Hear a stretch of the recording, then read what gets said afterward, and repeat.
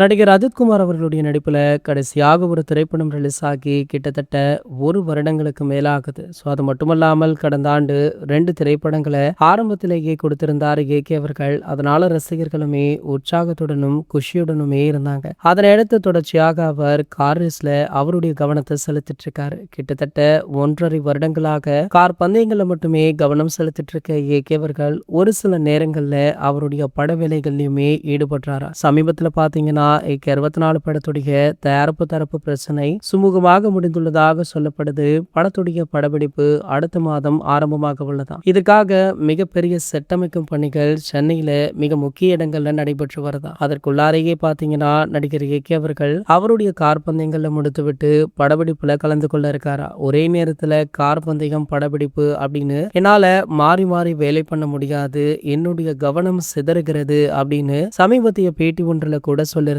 அதாவது ஒரு வருடம் படப்பிடிப்புனா இன்னொரு வருடம் கார் பந்தயம் அப்படின்னு அவருடைய ஷெட்யூல்ல பர்ஃபெக்டாக போட்டு வச்சிருக்காராம். அதாவது அடுத்த 5 வருடத்திற்கு தன்னிடம் படங்கள் இருக்கு அப்படின்றத வெளிப்படையாக தெரிவிச்சிருந்தாரு. இந்த நிலையில பாத்தீங்கன்னா, இவருடைய ஏகே 64 படம் பற்றி முக்கிய தகவல் ஒன்று வைரல் ஆகிட்டு இருக்கு. அதாவது சமீபத்துல இந்த ஏகே 64 படத்திற்கான ப்ரோமோ வீடியோவுக்கான ஷூட் நடைபெற்றுள்ளதா.